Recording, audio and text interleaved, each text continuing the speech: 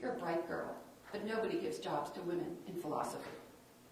So then what Green did is to spend a large portion of her life on a working farm with her husband, who was a classicist, except later when she finally became the research assistant to Michael Poliani, and they began to work together. Green's outsider perspective led her, not surprisingly, to dislike philosophers, too. As she put it, and this is pretty scathing, the more eminent a person is in academic philosophy, the more likely it is that he or she is a fraud. She was equally critical of the field of philosophy, which had been damaged, she felt, by its increasingly narrow disciplinarity. As she saw it, research fields, disciplines with developing traditions, capable, though through experiment, theory, and/or observation, of adding to the body of human knowledge, have been dropping out of philosophy like flies for several centuries. Having exiled the natural sciences, the social sciences, and psychology, she mournfully observed, and I quote, "What we have left as academic philosophers is the history of our own literatures, conceptual analysis of disciplines beyond philosophy that throw up problems we can help with, or original reflection on fundamental, usually insoluble problems. The rest of our posturing is just plain rubbish." In contrast to the profession at large, Marjorie Green's philosophy was infused by an awareness of the biological environment. The ecological epistemology she developed when she was in her 80s and wrote up in A Philosophical Testament emphasized the crucial developmental role played by the place in which one lives. The volume opens with sections on knowing and being, but it concludes with what I think is the most evocative section on coping. And I want you to excuse this rather long quotation, but it seems so important to me, I wanted to cite it fully. To be alive is to be somewhere, responding somehow to an environment, and in turn shaping that environment by our way of coping with it. To study human practices, including language, as forms of life, is to study them as activities of the particular sort of animal we find ourselves to be. To think of ourselves as alive, as part of the living world, it is not necessary to know a lot about biology. It is just necessary not to reduce everything, either to machines or feelings, and I think that's an important dyad there, or to machines, feelings, or verbiage, she says. Let us put what we feel, what we do, what we apprehend around us back into the living world where it belongs. Emphasizing reciprocity, reinserting human beings and human language in the realm of animal life and communication, and resisting the pressures of reduction to either the material or linguistic plane, Green chose the word coping to capture the pragmatic, ongoing, embodied, and affective aspects of all lives. Just 2 years after the Cerebelloni Symposium, actually while the final Cerebelloni Symposium was going on, Marjorie Green organized a conference at UC Berkeley with Hubert Dreyfus, and the theme of the conference was concepts of mind. There, she continued to explore the preoccupation she had expressed at Bellagio, and I'm quoting, "I was concerned chiefly in connection with philosophical questions about biology with the problem of reductionism as it was then debated. Is biology reducible to physics and chemistry? Are minds reducible to nervous systems? And so on." And she found a new way of thinking about these questions when she met fellow conference participants James J. and Eleanor J. Gibson, ecological psychologists known for their work on elements structuring perception and life in the world, including the well-known concept that I studied in college psych, I don't know if you guys did, the visual cliff, and the notions of invariances and affordances. This seemed to me a fabulous example of invariance and affordances here, and I'll talk more about that in a minute. Believing that the Gibsons' ecological psychology could contribute to a new and more fruitful account of animals, particularly human animals, knowledge of their world, Marjorie Green developed a philosophy of biology that elaborated on their work. As she explained it in the Philosophical Testament, 3 elements are common to all perception. First, the things and events in the organism's environment. Okay, I've got a cat. My cat can find this vintage soda bag. The information available for pickup by the organism, usually in the form of invariants, constant mathematical ratios within a flowing array. So, what is the information there that she can pick up? And third, the affordances that the environment offers it. Any of you who have cats know that for a cat, anything that is an enclosed space is an affordance in the environment that you then go to. This tripartite understanding of the world should also reflexively shape the understanding of a scientific researcher. Green argued, and I quote, "Within our being in the world, as the kind of beings we are, we do have room to speculate, critically and philosophically, on the kinds and varieties of orientations to environments that constitute even the most intellectual, but still analogous, explorations by scientists of the physiognomies and structures of the particular subworlds that characterize their special disciplines." Well, what strikes me about Green's model is the way it harmonizes the aggressively anti-metaphysical computational aspects of biology with its contemplative, philosophical, and reflexive potential, the very aspect that Waddington shied away from in his Cerbelloni talk.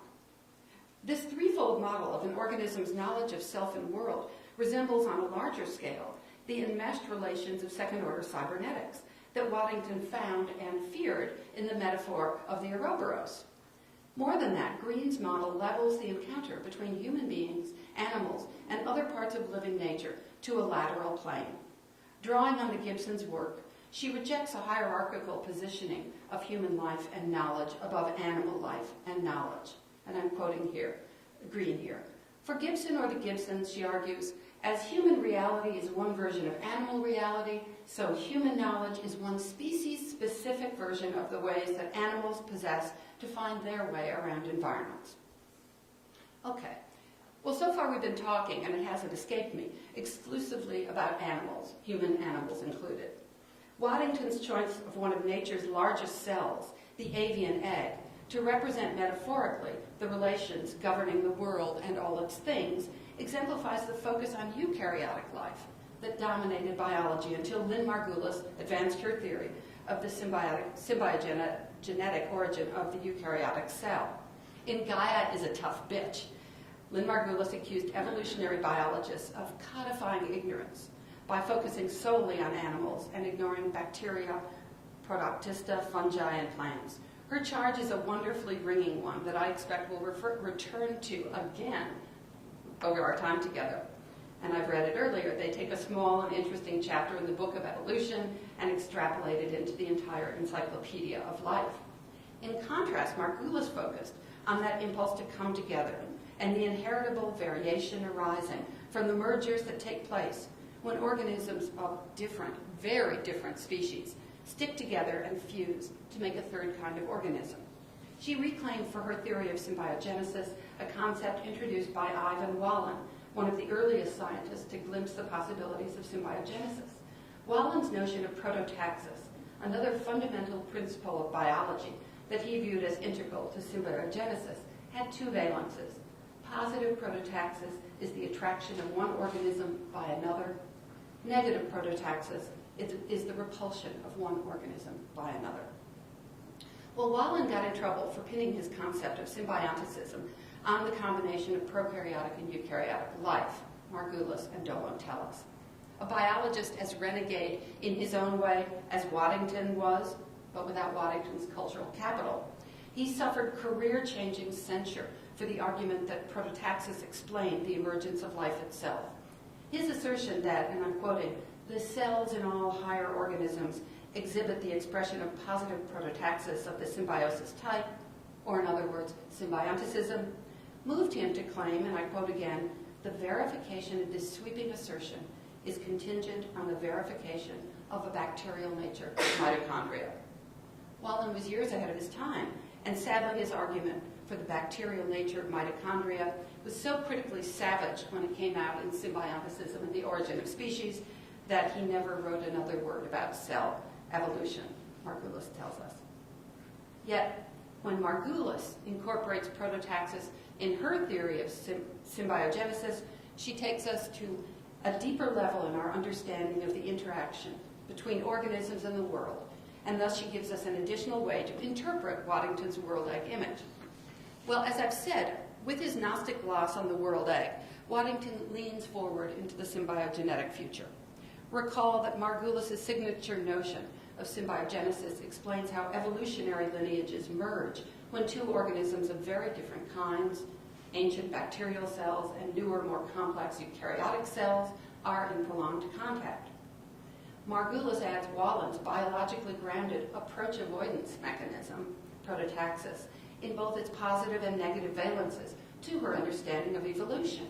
Then, when Margulis and Sagan riff on the theoretical implications for biology of Wallen's concept of prototaxis, they do exhilarating damage to the limited, quantitative, positivist definitions of theoretical biology that took root during the Second Cervelloni Symposium. They make the daring suggestion, prototaxis may be early versions of the sort of purposefulness that when we find it in ourselves, we call conscious choice. They almost seem to be calling out Waddington's theory of epigenesis when they spell out the effect of this deeply embodied form of choice on biology. And I quote, "But all beings have a relationship with time that is more than simple duration. They are associated by their actions, associative and dissociative, to future consequences." They're performing theoretical biology in the contemplative, speculative sense, as they give us another way of looking at Waddington's response to the world egg metaphor.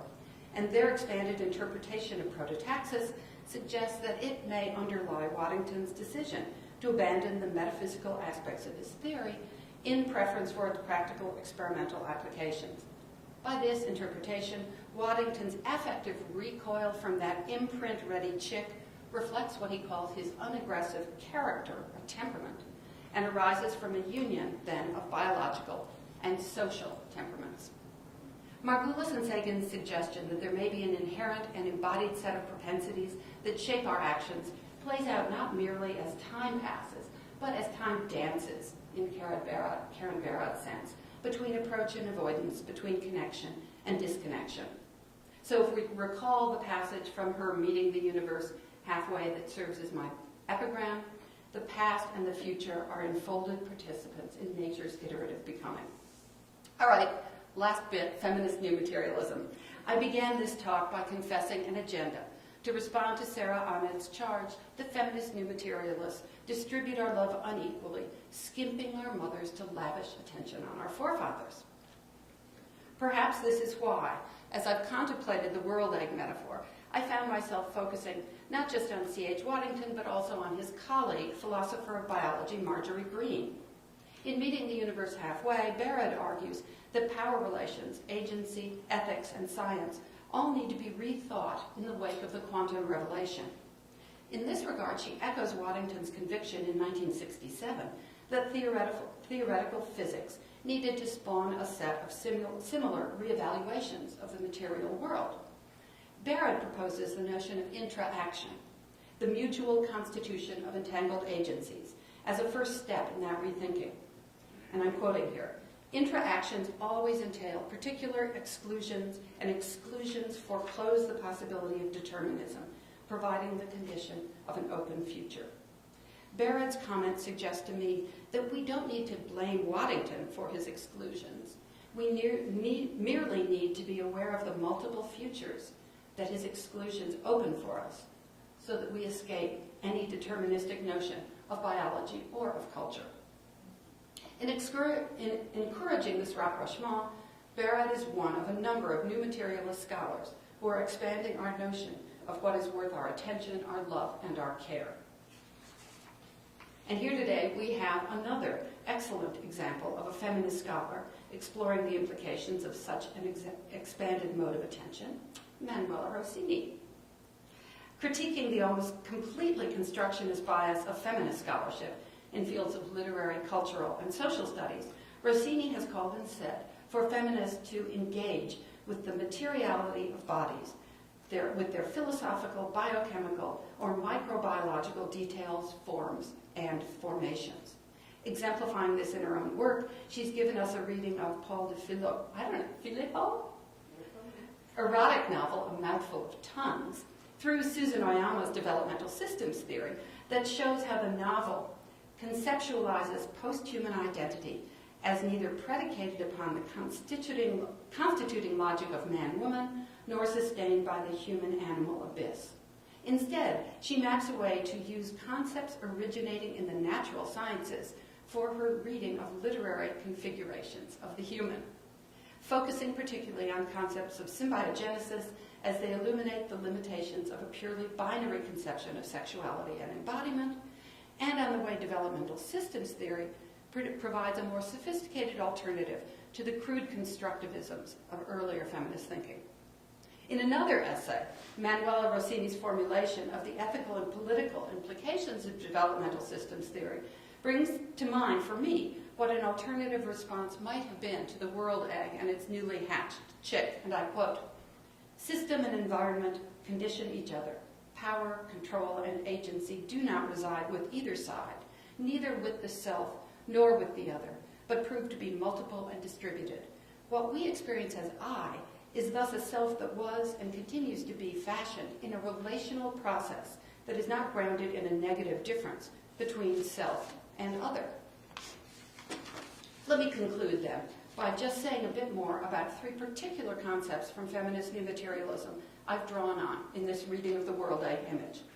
First, from feminist psychologist and women's studies scholar Elizabeth Wilson, who's currently finishing a book I can't wait to read that's going to elucidate the principles she calls gut feminism, I draw on the concept of bioanalysis, an approach to feminist theory that incorporates the deep connections between biophysiology and culture.